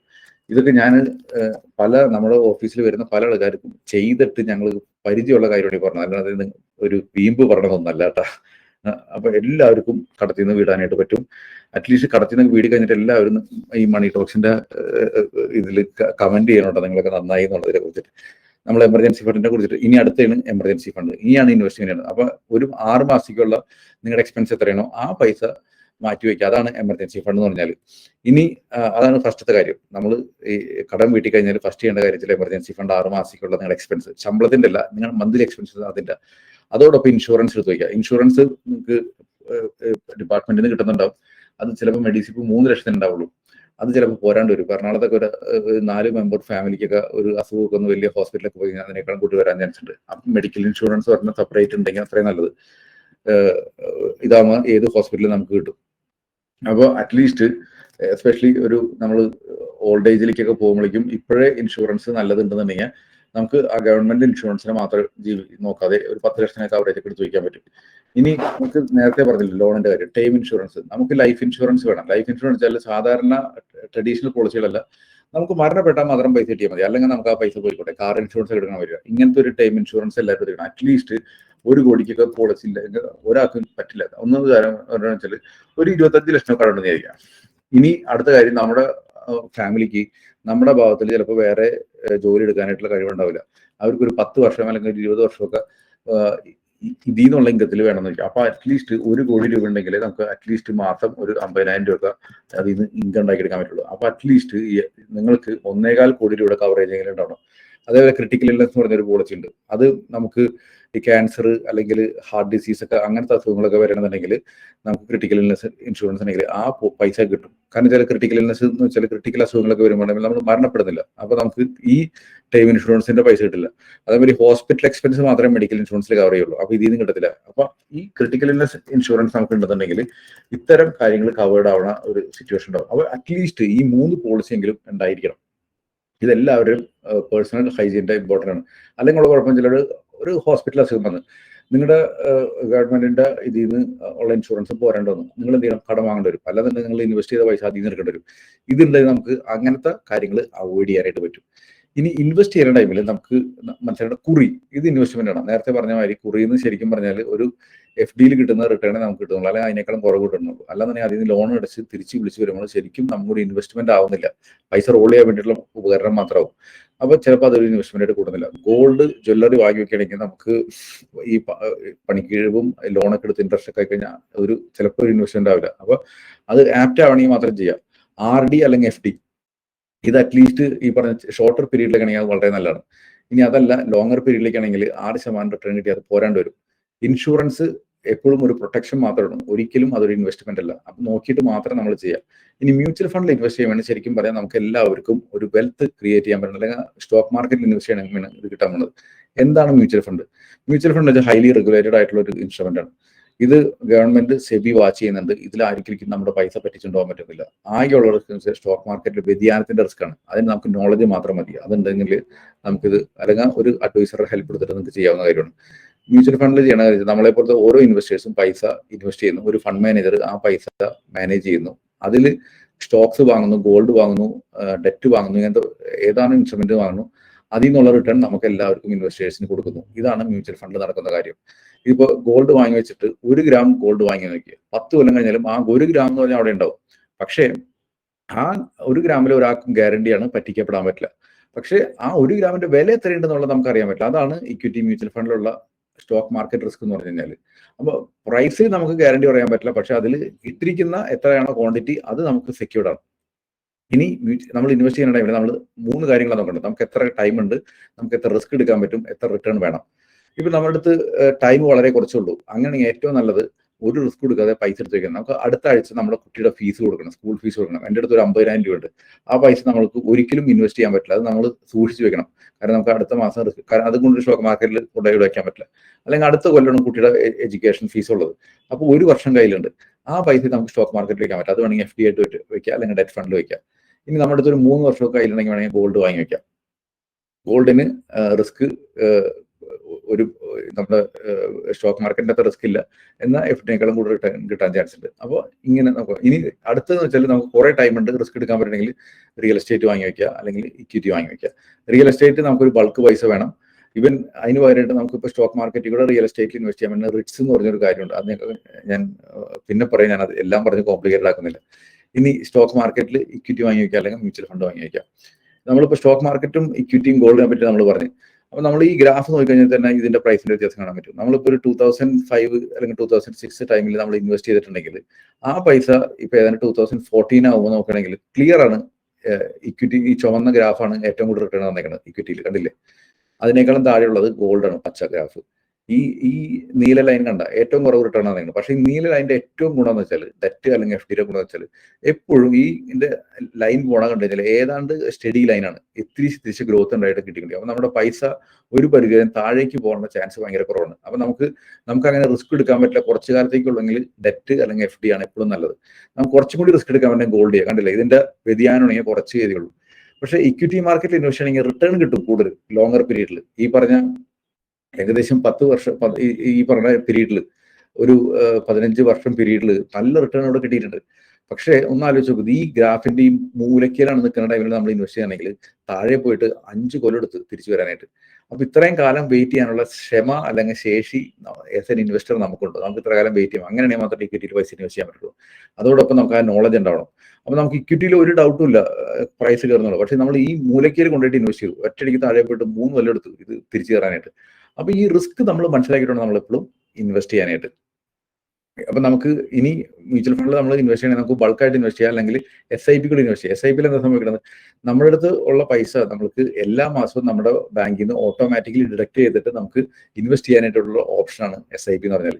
ഇപ്പൊ സ്റ്റോക്ക് മാർക്കറ്റ് നമ്മൾ ഇൻവെസ്റ്റ് ചെയ്യണമെങ്കിൽ ഈ പ്രൈസിങ്ങിന് വ്യതിയാനമുണ്ട്, മുകളിലേക്ക് താഴേക്കും പോകും. നമ്മൾ എല്ലാ മാസവും തിരിച്ച് വാങ്ങുകയാണെങ്കിൽ ഈ വ്യതിയാനം നമുക്ക് അഡ്വാൻറ്റേജ്, കാരണം നമുക്ക് ഈ ആവറേജ് പ്രൈസിൽ നമുക്ക് വാങ്ങാൻ പറ്റും. അപ്പൊ ഇതും സ്റ്റോക്ക് മാർക്കറ്റ് കറക്ഷൻ കഴിഞ്ഞ് തിരിച്ച് കയറേണ്ട നമുക്ക് നല്ലൊരു റിട്ടേൺ നമുക്ക് ഉണ്ടാക്കിയെടുക്കാനായിട്ട് പറ്റും. അപ്പൊ SIP എപ്പോഴും ഒരു ഇക്വിറ്റി മാർക്കറ്റ് അങ്ങനത്തെ ഇൻവെസ്റ്റ്മെന്റ് നോക്കുകയാണെങ്കിൽ ഇക്വിറ്റിയിൽ ഇൻവെസ്റ്റ് ചെയ്യുന്ന SIP മോഡൽ വളരെ നല്ലൊരു ഇൻവെസ്റ്റ്മെന്റ് ആണ്. കാരണം ഒന്ന്, ഡിസിപ്ലിൻ തരെയാണ്. നമുക്ക് എല്ലാ മാസവും നമ്മൾ 5000 രൂപ ബാങ്കിൽ നിന്ന് എടുത്തിട്ട് ഇൻവെസ്റ്റ് ചെയ്യണമെങ്കിൽ നമ്മൾ ആരും ചെയ്യില്ല, 6 മാസം ചെയ്യാതെ കഴിഞ്ഞാൽ മറന്നു പോകും. പക്ഷെ ഇതാണെങ്കിൽ 10 കൊല്ലമൊക്കെ നമുക്ക് ചെയ്യാം. നമ്മൾ പോലും അറിയാതെ നമ്മുടെ ബാങ്കിൽ നിന്ന് സാലറി ഇടണം, പിറ്റേ ദിവസം പോയിട്ട് ഇൻവെസ്റ്റ് ചെയ്യപ്പെട്ടുള്ളൂ. അപ്പൊ നമ്മൾ അറിയാതെ നമുക്ക് പൈസ നമുക്ക് സേവ് ചെയ്തും ഇൻവെസ്റ്റ് ചെയ്യാനായിട്ട് പറ്റും. ഇതാണ് ഇതിന്റെ ഏറ്റവും ഇൻവെസ്റ്റ് ചെയ്യുമ്പോൾ ഏറ്റവും ഇമ്പോർട്ടൻ്റ് ആയിട്ട് ബേസിക് ആയിട്ട്. ഞാൻ ബൾക്ക് പൈസ ഇങ്ങനെ ഇൻവെസ്റ്റ് ചെയ്യണം എന്നുള്ള ഞാനിതിൽ പറയുന്നില്ല, അതും ഇൻവെസ്റ്റ് ചെയ്യാനുള്ള ഓപ്ഷൻ ഇതേമാതിരി തന്നെ ഉണ്ട്. ഇനി നമുക്ക് ഈ ഇൻവെസ്റ്റ്മെന്റ് 5000 രൂപ വെച്ചിട്ട് നമ്മൾ ഇൻവെസ്റ്റ് ചെയ്യേണ്ടതായിരിക്കാം. ഈ 5000 രൂപ വെച്ചിട്ട് നമ്മൾ ഇൻവെസ്റ്റ് ചെയ്താൽ തന്നെ 3 വർഷം നമ്മൾ ഇൻവെസ്റ്റ് ചെയ്താൽ 3 ലക്ഷം രൂപ ഇൻവെസ്റ്റ് ചെയ്യും 5 വർഷം കൊണ്ട്. അങ്ങനെയാണെങ്കിൽ തന്നെ നമുക്ക് ഒരു 12% റിട്ടേൺ മാർക്കറ്റിൽ തരുന്നതായിരിക്കാം. സ്റ്റോക്ക് മാർക്കറ്റാണ്, നമുക്ക് 12% കിട്ടുന്ന യാതൊരു ഗ്യാരണ്ടി ഒന്നുമില്ല. അപ്പൊ ഈ പറഞ്ഞ 4 ലക്ഷത്തിൽ വരാൻ 4 ലക്ഷത്തും ഇത് തന്നെ നമ്മൾ ലോങ്ങർ പീരീഡിലേക്ക് ഇൻവെസ്റ്റ് ചെയ്യണം നമുക്ക് കാണാൻ പറ്റും. നമുക്കൊരു ഇപ്പൊ 30 വയസ്സുകളൊക്കെ 25 വർഷം ഈസി ആയിട്ട് ഇൻവെസ്റ്റ് ചെയ്യാം. ഒന്ന് ആലോചിച്ചു, 20 വർഷം കൊണ്ട് 12 ലക്ഷം ഇൻവെസ്റ്റ് ചെയ്തു. എന്നിട്ട് ഈ പറഞ്ഞ കാര്യം ഏകദേശം 49 ലക്ഷമായി ഈ 12% റിട്ടേൺ കിട്ടിക്കഴിഞ്ഞാൽ. ഇതിന്റെ ബ്യൂട്ടി എന്ന് പറഞ്ഞാൽ ഈ 20 തുടങ്ങിയിട്ട് 25 വർഷം വരെ 5 വർഷമേ ഉള്ളൂ. ഈ 5 വർഷത്തിനുള്ളിൽ നമ്മൾ പൈസ വിഡ്രോ ചെയ്തില്ലെങ്കിൽ ഈ പറഞ്ഞ 49 ലക്ഷം എന്നുള്ള 93 ലക്ഷമായി. ഇതാണ് പവർ ഓഫ് കോമ്പൗണ്ടിങ് എന്ന് പറഞ്ഞാൽ. ഇത് ലോങ്ങർ പീരീഡിൽ നമ്മൾ പൈസ വിഡ്രോ ചെയ്യാണ്ട് നമ്മൾ കണ്ടിന്യൂസ് ആയിട്ട് ഇൻവെസ്റ്റ് ചെയ്താൽ, ഒന്ന്, നമ്മുടെ ടാക്സ് പിടിക്കപ്പെടില്ല. പിന്നെ 2, നമ്മൾ പൈസ ഇങ്ങോട്ട് വന്നിട്ട് പിന്നെ നമ്മൾ ഇൻവെസ്റ്റ് ചെയ്യാൻ പോകുമ്പോൾ നമ്മൾ പലപ്പോഴും പൈസ മുഴുവൻ ഇൻവെസ്റ്റ് ചെയ്യാറില്ല, നമ്മൾ കുറച്ച് ആവശ്യം കഴിഞ്ഞിട്ട് ഇൻവെസ്റ്റ് ചെയ്യുള്ളൂ. അങ്ങനത്തെ ഒരു പൈസ കയ്യിൽ നിന്ന് പോകുന്ന ഒരു സിറ്റുവേഷൻ നമ്മുടെ അവോയ്ഡ് ചെയ്യും ഇങ്ങനെ കണ്ടിന്യൂസ് ആയിട്ട് ഇൻവെസ്റ്റ് ചെയ്താൽ. ഇങ്ങനെ ഇൻവെസ്റ്റ് ചെയ്യാൻ നമുക്ക് എല്ലാവർക്കും ഈസി ആയിട്ട് കോടീശ്വരന്മാരാകാൻ പറ്റും. കുറച്ച് ടൈം വേണമെന്നുള്ളൂ. അപ്പോൾ നമുക്ക് ഈ ഒരു കേസിൽ നമുക്ക് ഒന്ന് ഇങ്ങനെ നമുക്ക് SIP മോഡൽ നമുക്ക് ഇൻവെസ്റ്റ് ചെയ്യാം. ഇപ്പൊ ഈ പറഞ്ഞ പോലെ തന്നെ ഇപ്പൊ 10000 രൂപ, ഞാനിപ്പോ ഇനി 10000 രൂപയുടെ എക്സാമ്പിൾ പറഞ്ഞാൽ നമുക്കിപ്പോൾ ഒരു എക്സാമ്പിൾ ഒരു 12% കിട്ടുകയാണ് 5 വർഷത്തെ പീരീഡിലാണെന്നുണ്ടെങ്കിൽ കണ്ടില്ലേ, ഏകദേശം 6 ലക്ഷം ഇൻവെസ്റ്റ് ചെയ്യും, 8 ലക്ഷമായിട്ട് നമുക്ക് വളരും. ഇതിനു പകരം നമുക്ക് കൊല്ലങ്ങൾ 15 കൊല്ലമൊക്കെ ആകുമ്പോൾ കണ്ടില്ലേ 50 ലക്ഷം എത്തിക്കാനായിട്ട് 15 കൊല്ലം മതി ഈ 10000 രൂപ വെച്ചിട്ട് നമുക്ക് ഇൻവെസ്റ്റ് ചെയ്ത് കഴിഞ്ഞാൽ. ഇത് തന്നെ നമുക്കൊരു 20 വർഷമൊക്കെ ഇൻവെസ്റ്റ് കഴിഞ്ഞാൽ 1 കോടിയിലേക്ക് നമുക്ക് എത്തിക്കാൻ പറ്റും. ഇതിനേക്കാളും പവർഫുൾ ആയിട്ടുള്ള ഇൻവെസ്റ്റ്മെന്റ് വെച്ചാൽ ഈ സ്റ്റെപ്പ് അപ്പ് SIP എന്ന് പറഞ്ഞിട്ടൊരു സാധനം. എന്ന് വെച്ചാൽ എല്ലാ വർഷവും നമ്മൾ ഇൻവെസ്റ്റ് ചെയ്യുന്നത് ഇപ്പോൾ 5000 രൂപയ്ക്ക് ഇൻവെസ്റ്റ് ചെയ്ത് തുടങ്ങണമെന്നായിരിക്കും. എന്നിട്ട് അതിലൊരു 10% കൂട്ടിക്കൊണ്ടിരിക്കുക. ഈ വർഷം 5000 വെച്ച് തുടങ്ങാം, അടുത്ത വർഷം 5500 ആക്കാം, അതിൻ്റെ അടുത്ത വർഷം 6000 ആക്കാം. അങ്ങനെ നമ്മൾ ഇങ്ങനെ കണ്ടിന്യൂസ് ആയിട്ട് SIP ആയിട്ട് ഇൻവെസ്റ്റ് ചെയ്ത് കഴിഞ്ഞാൽ 5000 രൂപ ഇൻവെസ്റ്റ് ചെയ്ത് കഴിഞ്ഞാൽ 10% റിട്ടേൺ കിട്ടുന്നുള്ള എക്സ്പെക്ടേഷൻ ഇൻവെസ്റ്റ് ചെയ്യണം. 10 വർഷം നമ്മൾ ഇൻവെസ്റ്റ് ചെയ്യാൻ റെഡിയാണ്. എല്ലാ വർഷവും നമ്മൾ 10% വെച്ച് കൂട്ടിയാൽ തന്നെ നമ്മൾ ഇൻവെസ്റ്റ് ചെയ്ത സാധനം 15 ലക്ഷത്തിലേക്ക് 10 വർഷം കൊണ്ട് എത്തിക്കാൻ പറ്റും. വെറും 5000 വെച്ചിട്ട് ഇൻവെസ്റ്റ് ചെയ്ത് തുടങ്ങിയിട്ടുള്ളൂ. പക്ഷെ എല്ലാ വർഷവും നമ്മൾ 10% വെച്ച് കൂട്ടിക്കൊണ്ടിരിക്കുന്നു. ഇതാണ് ശരിക്കും പറഞ്ഞാൽ നമ്മൾ എല്ലാവരും ചെയ്യേണ്ടത്. കാരണം നമ്മൾക്ക് എല്ലാ വർഷം കൂടുമ്പോഴും നമ്മുടെ ഇൻകം കൂടുന്നുണ്ട്. നമ്മളിപ്പോൾ നോക്കിക്കഴിഞ്ഞാൽ നിങ്ങളൊക്കെ എല്ലാവരും ഫസ്റ്റ് സാലറി എത്രയാണെന്ന് ഞാൻ ചോദിച്ചു കഴിഞ്ഞാൽ നിങ്ങൾ ചിലപ്പോൾ ഉണ്ടാവുക ചിലപ്പോൾ ഒരു 5000 രൂപ ആയിരിക്കും ഫസ്റ്റ് സാലറി. ഇന്ന് നിങ്ങളുടെ ശമ്പളം ചിലപ്പോൾ ഒരു 1 ലക്ഷം രൂപ അല്ലെങ്കിൽ 50,000 രൂപ, എന്ന് വെച്ചാൽ 10 മടങ്ങ് അല്ലെങ്കിൽ 20 മടങ്ങായി. എന്നിട്ട് നിങ്ങൾക്ക് സേവ് ചെയ്യാം. ചിലവർക്ക് പറ്റുണ്ടാവും, ചിലർക്ക് പറ്റിയിട്ടുണ്ടാവില്ല. അതിനുള്ള ആൻസർ എന്ന് വെച്ചാൽ നമ്മുടെ ശമ്പളം കൂടുമ്പോൾ നമ്മൾ എക്സ്പെൻസാണ് കൂട്ടുന്നത്, നമ്മുടെ സേവിങ്സോ ഇൻവെസ്റ്റ്മെന്റോ കൂട്ടുന്നില്ല. അതിന് വരെ ഈ സ്റ്റെപ്പ് അപ്പ് എസ്ഐപി എടുത്താൽ മാത്രം മതി, നമ്മൾ പോലും അറിയാതെ നമുക്ക് പൈസ കൂട്ടിക്കൊണ്ടുവരാൻ പറ്റും. ഇതിന് പകരം നമ്മൾ ഈ 10 വർഷത്തിന് വരെ ഒന്നാലോചിക്കും, ഒരു 15 വർഷത്തേക്കൊക്കെ ആണെങ്കിൽ 35 വർഷം, അടുത്ത 5 വർഷം കൊണ്ട്. ഓക്കെ, ഇനി 20 വർഷം കൊണ്ടെന്നുണ്ടെങ്കിൽ ഈ പറഞ്ഞ കേസ് തന്നെ ഏകദേശം 1 കോടിയിലേക്ക് നമുക്ക് എത്തിക്കാൻ പറ്റും. ഇത്രയും ഈസിയാണ് നമുക്ക് ഇൻവെസ്റ്റ് ചെയ്തിട്ട് പൈസ എത്തിക്കുക എന്നുള്ളത്. ഒരു ലോട്ടറിയുടെ ആവശ്യമില്ല. എന്താ പറയുക, ഹാർഡ് വർക്ക് കൊണ്ട് തന്നെ നമുക്ക് എല്ലാവർക്കും പൈസ നമുക്ക് സമ്പാദിക്കാനായിട്ട് പറ്റും. അപ്പൊ നമ്മൾ ഇത്രയും നേരം ഇന്ന് നമ്മൾ സംസാരിച്ച കാര്യത്തിൽ ആദ്യത്തെ കാര്യം ഇങ്ങനെ മാസത്തെ ഒരു ബഡ്ജറ്റ് ശരിയാക്കുക എന്നുള്ളത്. അതേമാതിരി തന്നെ നമുക്ക് എങ്ങനെ ഒരു കൃത്യമായിട്ട് കടത്തിൽ നിന്ന് ഒഴിവാക്കുക, കടത്തിൽ പെടാതിരിക്കുക എന്നുള്ളതിനെ കുറിച്ചാണ്. ഇനി ഇൻവെസ്റ്റ്മെന്റ് എങ്ങനെ സിമ്പിൾ ആയിട്ട് മാസം SIP മോഡലിൽ ചെയ്യാന്നുള്ളതിനെ കുറിച്ചാണ് നമ്മൾ പറഞ്ഞത്. ഇതെല്ലാവർക്കും ക്ലിയർ ആയിട്ട് തന്നെ വിചാരിക്കുന്നു. ഇതിനെക്കുറിച്ച് എന്തെങ്കിലും സംശയം ഉണ്ടെങ്കിൽ നിങ്ങൾക്ക് നമ്മുടെ ടീമിനെ കോൺടാക്ട് ചെയ്യാം. ഞാൻ ടീമിന്റെ ഡീറ്റെയിൽസ് എന്ന് പറഞ്ഞു കഴിഞ്ഞാൽ ഇതാണ് കോൺടാക്ട് നമ്പർ. ഇനി നമ്മളായിട്ട് ഡിസ്കഷൻ വല്ലതും വേണമെങ്കിൽ ഈ നമ്പറിൽ വിളിക്കുക. ഇനി നിങ്ങൾക്ക് ആരെങ്കിലും നമ്മുടെ കോൾ ബാക്ക് വേണമെന്നുണ്ടെങ്കിൽ ഈ QR കോഡ് സ്കാൻ ചെയ്താൽ മതി. ഇതിൽ സ്കാൻ ചെയ്തിട്ട് നിങ്ങളുടെ ഇമെയിൽ IDയും ഫോൺ നമ്പറും എന്താണ് റിക്വയർമെന്റ് എന്ന് എഴുതി അയക്കണമെങ്കിൽ നമ്മുടെ ടീം നിങ്ങളെ കോൺടാക്ട് ചെയ്യുന്നതായിരിക്കും. അപ്പോൾ നമുക്ക് ഡീറ്റെയിൽസ് കിട്ടും. അവർ കോൺടാക്ട് ചെയ്തിട്ട് എന്താണ് നിങ്ങൾക്ക് വേണ്ടതെന്നുള്ള കാര്യങ്ങൾ പറഞ്ഞുതരും. ഈ നമ്പറിൽ നിങ്ങൾ നോട്ട് ചെയ്തിട്ട് വിളിച്ചാൽ